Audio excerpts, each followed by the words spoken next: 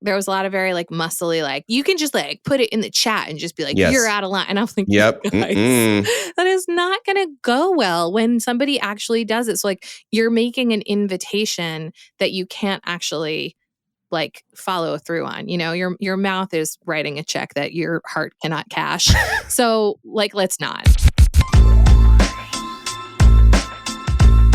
Hey, everybody. Welcome to the show. This is Brave New Work, a podcast about reinventing our organizations and the search for a more adaptive and human way of working. I'm Rodney Evans, and I'm joined, as always, by my co-host, Aaron Dignan. Hallelujah. On today's episode, we're going to talk about user manuals to me. I feel like we made this episode like in year one, and then did we just never release it? It's cutting room floor. Oh my God. All right. Well, it was probably bad anyway, so this one will be good. So let's do a check-in round and then we'll dig right into our manuals. Yeah, in a way, a check-in round is like a never-ending user manual to me. It really is. Because you're getting all the flavors. So we've been doing this for years and y'all probably know us better than we know ourselves. But today, in the spirit of a user manual, I was thinking the question would be, what's the warning on the back of your box? Like if I picked up your action figure or your product at the store and turned it over, what would be that little caution box that's like, warning, known to the state of California? Yeah. So you go first and then I'll go second. Yeah. It's funny because it's changed over time. I feel like there was a time where it would have been like, may bite. But now I think the warning now is much more like may disappear when tired. Right. Like I've just become much more of someone who needs to text my friends and be like, yeah, I'm not socializing this week or maybe for a while. I don't know. I've become so much more like happy to be home and wanting to be alone that I think sometimes I don't want to say takes people by surprise, but it's just not how I was for so many years. Yeah. Where like I used to always pick up the phone and always want to talk to people and I just don't anymore in the same way. I mean, until I do. And then I'm like, I'm lonely. For self-preservation. Hang out with me. So I think now it's like, I think sometimes it is occasionally confusing to people very close to me that I want the amount of solitude that I do. That's cool. So that's like V2 of your product. Yeah. I went from biting to disappearing. I'm sure you could think of 10 that would go on the back of my box, but the one that you probably would not think of is like you may accidentally seek this toy's approval, but you don't need it.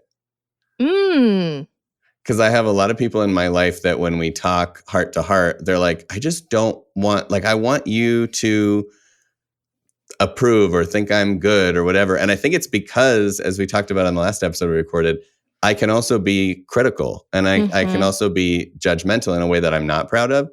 But this weird echo effect of that is a lot of people are like kind of down if I'm thinking they're dope. And that they like play into that sometimes. So, but the box would be like, don't do that. You don't. Interesting. You don't need this toy's approval. Oh, I love that. I mean, it's a lesson that I learned years ago, but I like that you're telling other people. Yeah, exactly. To remember that. It'll only hold you back from doing what you should do anyway. Right. Yeah. So that's the warning on the back of our boxes, folks. So when you purchase us at the grocery. This is a great question because now I have so many other answers. This is really fun. Everybody should ask this as a check-in question and then tell us what happens. I would love to hear that. Yeah. Okay. So today's topic actually is creating a user manual to me. This is a practice that we have used many, many times internally, externally, in the world. So for anybody who doesn't know about it, do you want to just give a little explanation? Yes. I mean, the short answer of what it is it is a written document, usually like a one-pager. It can be in Notion or Google Docs or on paper or Post-it notes, whatever you want. But usually it's written down and it is a list of answers to basic questions that someone needs to know in order to work with you, in order to be effective as a collaborator with you in your life. And so this was originated in the workplace. So it was really about like how to work with me. And if you think about the user manual idea, it's like you bought a VCR in the 80s or something and you're like, how does this thing work? And then you read the manual and the same idea here applies. Like if I just started working with you or you just hired me or I just hired you, what can I open up and just like skip 4 months of being confused and being frustrated or being like, I don't get this person, and get to the bottom of it. And I first tripped upon it in the New York Times. Adam Bryant used to write the Corner Office column in the New York Times. And in 2013, wrote this interview with a guy named Ivar, who was the lead strategist at Questback. And basically it was just like, what's your approach to leadership and your leadership style? And the guy was like, oh, I have a 1-page user manual so that people understand how to deal with me. And then from there, people started to share different templates of what would those questions be. And it kind of bounced around the internet like a beach ball at a Nickelback concert, and everybody started to play with it. So that's the story at the high level. I just got the connection to the check-in question. Aha. I did not see what you had done there. And now I see what you did there. The prestige. Mm-hmm. Yeah. In any case, I'm curious, when did you first come across it? Was it here, or had you messed with these or things like these before? I had, and I think that the article that I read first, I think it was an article by Brad Feld of Techstars. Okay, sure, yeah. Who is like a big advocate, but I can't be certain that was the first one, but I remember referring to that one a bunch because it had a really good list of questions in it. Yep, so same. I'm sorry if it actually was someone else who deserves credit, but it was Brad Feld's article that I used a lot. And yeah, I used it actually in my own consulting practice when I was on my own before the Ready, in which I did a lot of executive team coaching and a lot of like CEO coaching. And what I just found was that, sort of to your point in the check-in round, a lot of times when I would go into an organization and start working with the C-suite or the E-team or whatever, there was a lot of anxiety about like what the CEO or the founder thought and like what they wanted and what they were excited about and how they were judging other people.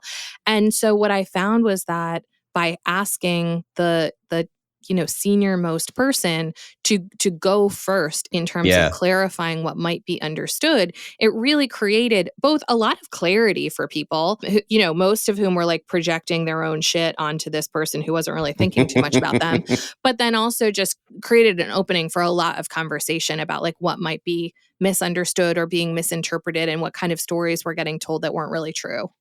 I love that. The most amazing story I've heard about these, and I'll actually share some of the questions from like the early article that you're referring to. But my favorite question on the list, and the one that is the source of this story, is what are some things people might misunderstand about you that you should clarify, right? Like what are people going to get wrong that you can help them get right? And the story I heard that blew my mind was the story of a leader who decided to do this with their team, and everybody went around and did all their shit. And when it came around to him on that question, he was like, oh, I have like a legitimate back problem. Like, I don't know if it was a disease or some issue, but he's like, I have a serious back problem that is like extraordinarily painful. And I don't talk about it at work, but like it's a real thing. And when I have to sit in a meeting for too long, I have to cross my arms and kind of lean back in order to not be in pain. And all the people that work for him, and these were like EVPs, were like, shut the fuck up. We have been back channeling in presentations for 3 years, thinking that you do that when you don't like an idea. And so they were literally like reading that as disapproval, and he's just in pain. Amazing. And it was like, this is why we do this. Yeah, exactly. Exactly. This is why we do it. I think that's exactly right. Yeah, that one blew my mind. What's interesting that we don't talk a lot about in terms of the user manual, but I'm going to now, is there is the benefit of writing those things down and saying them to people to close information gaps. And also, it's a reflective practice that we're usually missing. So I find like when I am asked to write my user manual, it is a good exercise for self-awareness. Right. Because it does provoke questions that I don't tend to ponder about myself. Yes. And so it's like, even if it doesn't get shared with anyone, even if nobody gives a shit about what's in your user manual, even though they probably do, it's still worth doing just to be like, how do I like feedback? Yes. Or like, what does sort of get my goat or whatever? It's like, it's just a good tool for insight. Yeah. At worst, it's journaling. and reflection, which is good to do. And at best, it's actually this like collaborative team building opportunity. Just, I guess, for context for folks, I'll just rattle off a few of the questions that are on the kind of original user manual playlist. So it would be like, what are some honest, unfiltered things about you? What drives you nuts? What are your quirks? How can people earn an extra gold star with you? Which I always thought was kind of cringy. I just don't like the idea of a gold star. It makes me feel like a student in elementary school. What do you value in people that work with you? What I said before about misunderstandings. And then there's a second set of questions that's like more about how you interact with others, which is like, how do you coach people? What's the best way to communicate with you? What's the best way to convince you to do something, which is actually my second favorite question on the list. And then something about like how you like to give and get feedback. Yeah, those are good ones. They're not bad. I've had others like added to the roster, and I've seen people take their user manuals in different directions that are actually super duper clever. But I guess when people are just like, how do I get started? I'm like, oh, that's a decent list. It's a good list to start from. Get the ball rolling with. So the question that from the ones you just listed that I feel like people get real fired up to answer, but then is kind of bullshit is the feedback question. Because fundamentally, I don't think most people's emotional experience of receiving feedback mirrors what they would say in a user manual conversation. And the way I know that is because like 98% of people are like, just give it to me straight. I want to hear it. And like, I don't care if it's like verbal or written or in private or public, like you just tell me. And I'm like, that is not how anyone wants feedback. You're all lying to yourselves. And like, I understand the motivation because it feels very brave to just be like, I want the truth, bring it on. But like, that's not really how most people feel when the feedback is critical. Or honestly, I used to teach this like feedback training sort of thing. And it was when I was at MG. And one of the things that we did as like a practical exercise was asking people to use a format for feedback and give verbal feedback to a partner in, we were doing it in companies. So it's done teams that knew each other, and to only do positive. Because we were like, it's easier to practice, if you're going to build the muscle, like let's not try to do varsity shit. Like let's just do positive feedback. And often it was really hard for people. Like it was really hard for people to hear. And, people found that to be like a very emotional experience. And for the most part, ultimately a positive experience. But mostly they went into it being like, yeah, we're going to fucking kill this. Like, we're just going to big up each other for, a minute and a half. And then what we found was like, there are actually like a lot of tears and like a lot of sensitivity and a lot of people being like, I didn't know that you felt that. It was much more emotional than people gave it credit for. So I'm only saying that to say that I do feel like the feedback question in the user manual, people answer in a way that does not really turn out to be true. Well, I think you're 1,000% right. And actually, you've hit on something I've been meaning to talk about on the show for a while, which is there's a difference between aspirational agreements and real agreements. And what people tend to want to do when they make agreements, whether it be with teammates or about themselves, which is effectively what a user manual is, it's kind of like an agreement about yourself. Yeah. Is like they tend to go aspirational. Like what do I want to be like? And what I want to be like is give it to me straight. Right. But what I actually am like is like pretty easily triggered. Right. And so I am like is someone who really cares what other people think and can be hurt. And will like immediately go below the line and freak out and flip the table over if you tell me that I suck. Yeah. So I think that's the trick. And for whatever reason, while aspirational agreements with others, there's a little bit of room to like keep clawing forward on that. I actually think with the user manual in particular, it's better to go the other direction and be overly real and overly self-critical and like kind of don't overpromise, actually underpromise a little bit about how great you are. And then if someone's pleasantly surprised, all the better. Yeah. But not to be like, oh yeah, I'm a Zen master at feedback. It's like, no, you're not. No one you're is. Probably not though. Yeah. And so that's just going to make things harder for everyone. But if you're like, actually, I'm not very good at getting feedback and I would appreciate if you'd give me warning and like be a little gentle with me. That doesn't sound good to say, but it's a lot more fun to then give feedback and be like, oh, they were actually really pleasant receiving that. Yeah. Like that was not as hard as I expected. Yeah, because you don't want to be in this situation, which I'm sure we've both seen many times of like, I'm doing it the way that you said you wanted me to do it. And And it's now not. you're super mad about it. I feel Yeah. like that happens in these situations. Like I just did this exercise fairly recently with a team. And, there was a lot of very like muscly, like you can just like put it in the chat and just be like, you're Yes. out of line. And I'm like, Yep. guys, that is not going to go well when somebody actually does it. So like you're making an invitation that you can't actually like follow through on. Your mouth is writing a check that your heart cannot cash. So let's not. And unreliable authority figures are like developmentally the hardest to deal with. Where you're just like when you are told to do something, you do it that way and then you get slapped. Mm-hmm. That is like the brain does not know what to do with that. Like that's a really hard thing to process. And so I do think it's much easier to play it safe, to your point. And I think it actually brings up one more little micro point that I wanted to make about user manuals, which is both historically and presently, there's a little bit of a pattern in more hierarchical cultures of like, these are just for bosses. Mm-hmm. Like the boss writes a user manual so that all their underlings know how to interact with them and not get slapped.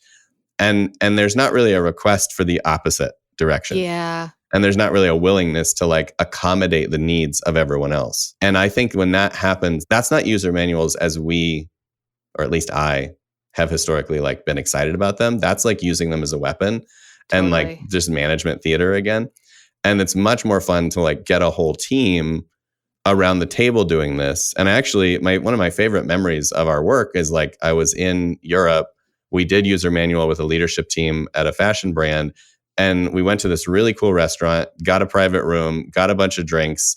Everybody, had kind of sanded the edge. And then we started reading answers one question at a time around the table.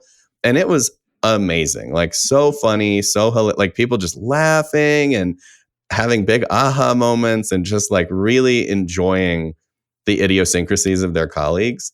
And to me, that's the magic of it. It's not just like, oh, how to make sure that, Aaron is satisfied. Like who gives a shit? It's much more about like this connection that can be formed. Yeah. It's funny. The most recent one that I did was at the end of like a fairly intense 2-day offsite. And I feel like that's the way to do it because it's like everybody's like broken down. Mm-hmm. And like everybody's too tired to think exactly of what like the right answer would be or the most It's like do it right like at drinks or like right before everybody goes to the airport. Yeah. Everybody's just like a little bit punchy and the masks are off and it's just like, you know what? You know how to convince me? You're not going to because I don't believe you. You know what I mean? Which actually brings me, I feel like this is turning into an episode where I just like shit on user manuals, which was not really the point of this, but it's fun anyway. do also kind of hate that question. I like the how do I convince you question. Again, in theory, like how I like the feedback question. But in practice, everybody says, show me data. Yes, you're so right. And you know what convinces almost no one ever? Data? Showing them data.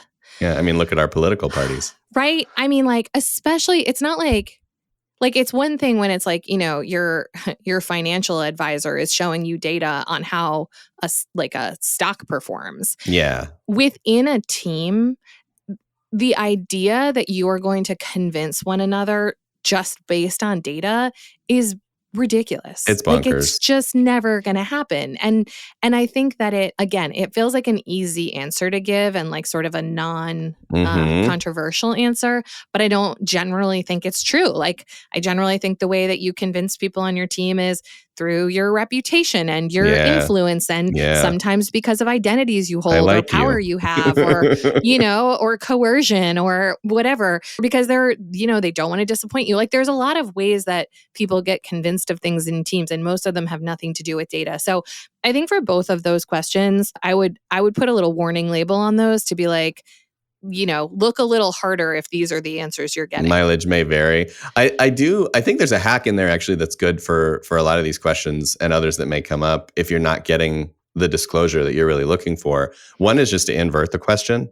So if it's like, what are ways not to convince you? Like what doesn't convince you? That might get you more variety and some interesting hits. Yeah. And then the other thing would be like, you can just like eliminate an option on something like this. If you're doing it as a team activity, you could just be like, hey, what's the best way to convince you of something? And you can't say make a case or data. Yeah. So now what are you going to say? Now what are you going to say? And see what else comes up. And maybe it'll be, the second or third thing that's like more true for them. Yeah. Like, well, spend more time with me at lunch or whatever. Like, who knows what it is. But yeah, I agree. There's some that have like these phone in answers that just come up again and again. And you almost want to be like going around the horn, just be like, you can't say the same thing twice because you're not getting anywhere. Mm-hmm. Exactly. Okay, so let's talk about our own user manuals to give people some examples to inspire them. So do you have one handy of your own, or are you just going to off the cuff it? Well, my problem is that I have started and never finished a user manual several times. Okay, sweet. So which is actually part of my user manual. It's like it's a Ouroboros of truth. Yeah, I think that might be one of the things that is on mine in terms of driving me nuts. Exactly. Fun. So how fun for us. It's all in there. But yeah, no, I've had a crack and gotten halfway and then left it for a year and then had another crack. What's interesting is I've never been on a team where everyone consented to doing this at the same time. Oh, really? Really? Weird. I feel like I do it in every team I'm in. Why haven't you and I done this? I don't know, but I'm just telling you, like, by virtue of luck and fate, I've never been in a team where, because I've suggested it before. I've had moments where I'm like, we should do this. And I get like a few side eyes that, somebody's not into it and we just sort of let it go. So I haven't had the like monumental occasion of a big share out, which I would appreciate. But nonetheless, I've done enough drafting that I can hit you with answers to any of these questions. Great. This is why we work together because, my like, what color is your parachute test? Like has me being a cruise director. And so when I'm like, this is the activity we're doing, I don't even see side eyes. I'm just like, right. Everybody click this link, start writing shit I'm putting on music. Also, I just remembered that I made us like a varsity user manual a year ago that we never did anything with. Yes. But we should talk about that too. Okay. So off the cuff, what question do I want to ask you first? I'm going to ask about what people misunderstand about you because I don't actually know, and I'm curious. Yeah. I mean, I think this has probably changed over the years too. But I think one thing that has been true personally and professionally is that because I am fairly even keeled, and I'm almost like a little bit inauthentically performative as a facilitator. Just generally, I kind of show up and try to be a nice, energetic player most of the time. I think some people misperceive me as like somewhat robotic or non-emotional, or like I don't have bad days, or I don't like freak out, which is not true. Like I have an inner life and I have feelings, but I don't always disclose them well. And part of that is based on the roles that I've held and the professions that I've chosen, where like a lot of my day for a long time was just like you show up and you dance. Mm-hmm. And so it's not, I mean, you can be real with your colleagues at a place like the Ready, of course, but like in my early career when I was doing workshops with leadership teams almost every day, and they only get you that one day, it's not like you can show up and be like, I'm going to be depressed all day, or at least I didn't feel like I could, right? Like I just didn't feel like space that I could hold. So I think I took my already Irish pattern and like doubled down on it with my career choice. And as a result, I've like been accused of being a robot from time to time. Mm-hmm. Yeah. So that's one. There are probably others, but that's a good one. That's a present one. All right. What about you? Do I get to do the same one, or do I get to call for a different? You should ask whatever question you want. I can call for a different insight. Yeah, man. Okay.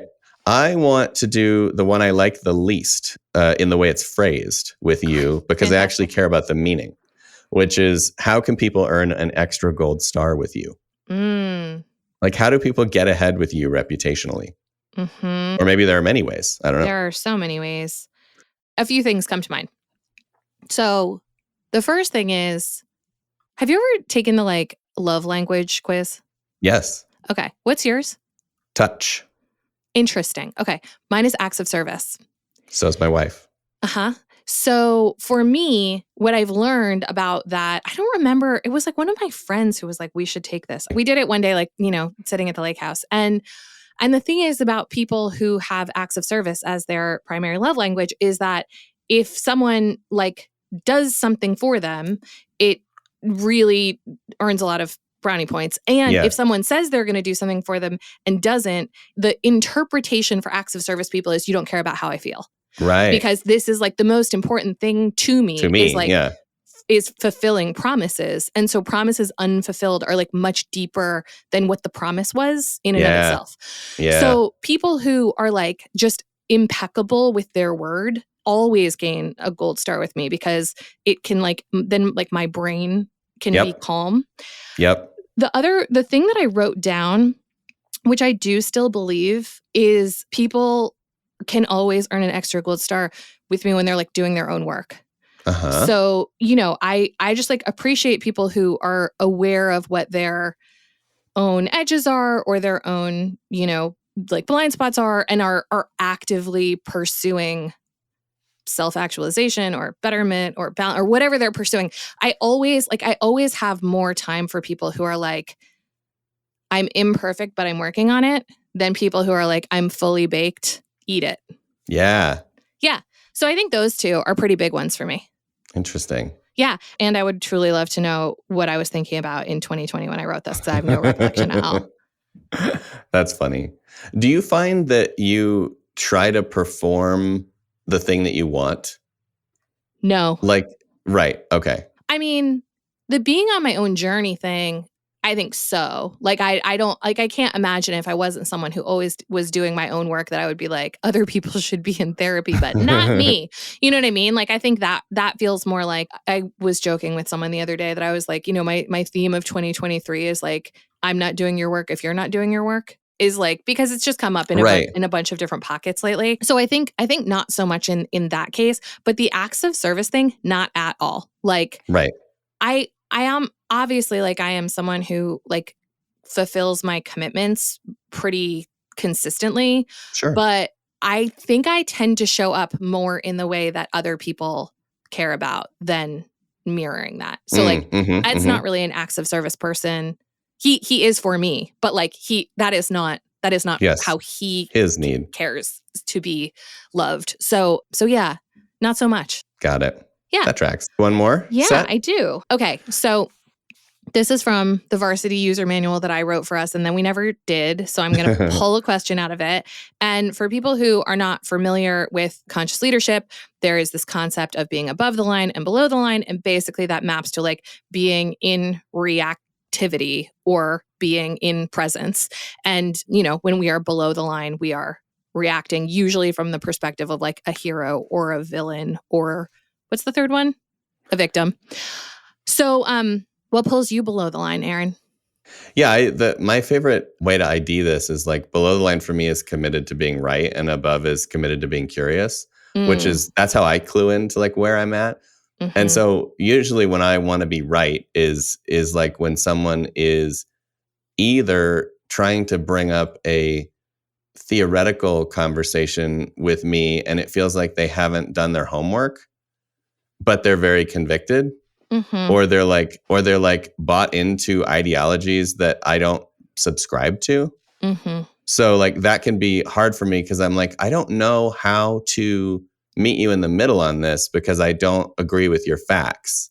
Mm-hmm. So I can be pulled below the line politically or socially or spiritually or like you name it, right? It's like as soon as I don't understand where someone is coming from with their facts, I can accidentally trip and not be curious, instead of looking for like the higher level connection that might still be there. So I definitely struggle with that when someone is like arguing or trying to convince me and I just don't understand where they're coming from.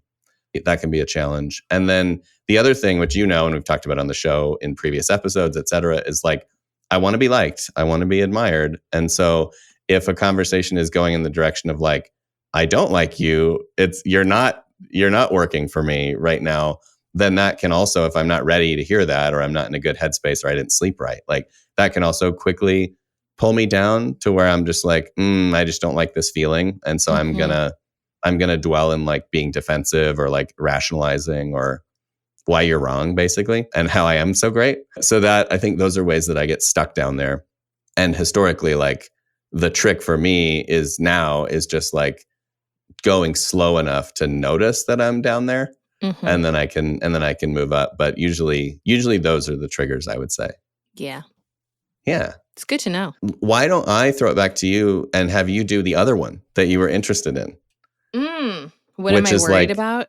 Yeah, what are you worried about? And I'm not sure when you wrote that question how you were thinking of it situating in time and space either. So maybe you can show us how to answer it by answering it. Yeah. I mean, I think when I wrote this, we had not started our coaching yet.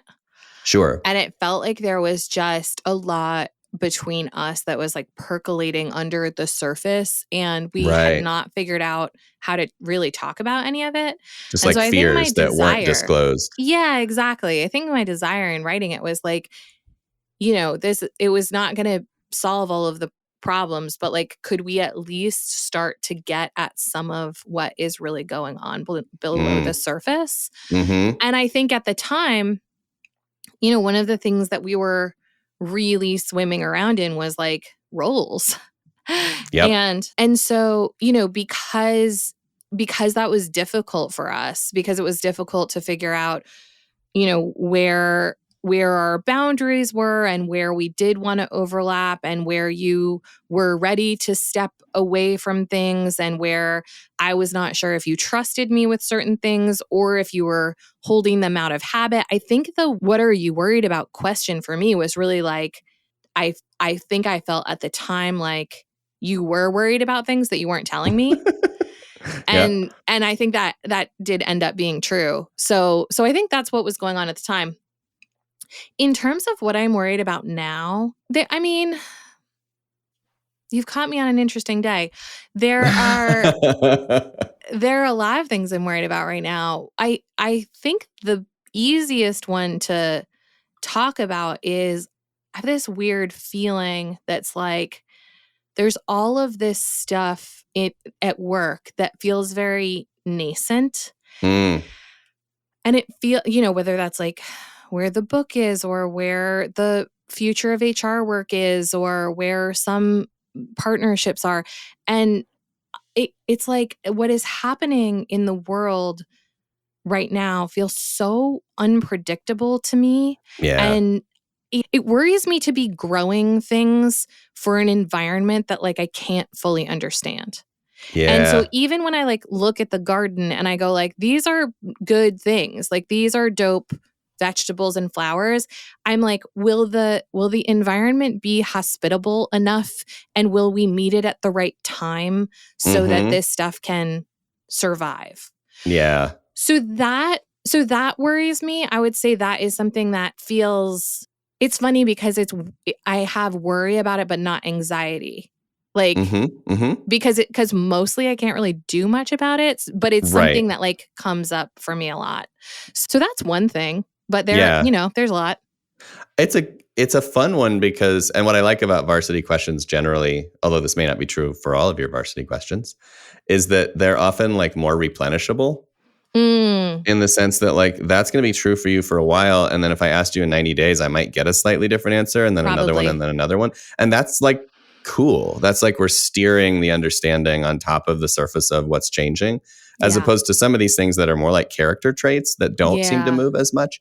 So I like that. I like that one, and I definitely appreciate your worry about the acid rain in the midst of the garden. It can be unsettling. It feels like a hard time to be making a lot of changes. Yeah. But we are. Well, yeah, and I think what's cool about knowing something like that about a partner is you're like, okay, if we're both feeling that, then what can we do to like just be more okay with the fact that we're going to have a hit rate that's whatever it is, or like have more understanding about like how we're going to steer, because it is true that like it's not just because things are volatile doesn't mean you can stop innovating. Right. But exactly. by the same token, like it probably means that but by the same token, you're probably playing a little bit of roulette, and that's just the way it is. Right. So that's super cool. Okay, so zooming out from the two of us and even zooming out from user manuals as a concept, I know that you have been doing this with teams for a long time and that you have some secret tricks of the trade, some ways of doing this that maybe you can share with our listeners. So do you want to talk a little bit about what you have for them? Top secret things.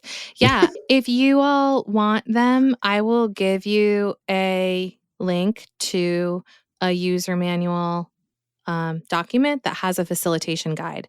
A user manual? Yeah, a manual to user manuals, if you will. So it has a 60-minute flow for facilitating with a team.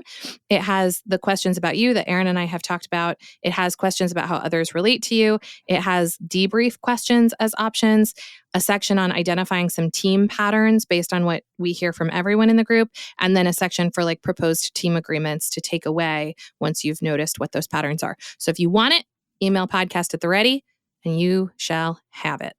How many other podcasts did you listen to this week that gave you free toys? I mean, I don't know. We'll keep them coming back with free shit. If you like what you're hearing and you like getting free toys, then give us a free something, a review that would tell other people what you like or even don't like about this show so that they can find what they need and come join the Brave New Work family with all of us. So I'm adding something that I'm worried about, which is you telling people it's okay to leave us bad reviews. They won't do it, Rodney. It's just just an invitation to balanced just open-minded. Mm-hmm. There's no such thing as bad press. On that note, a quick tip of the hat to Taylor for making us sound good. Brave New Work is produced by The Ready, as always, where we help organizations around the world change the way that they work. You can get in touch with us by emailing podcast@theready for the user manual, or just to say, what's up? And as for you, thanks for listening. Now go change something.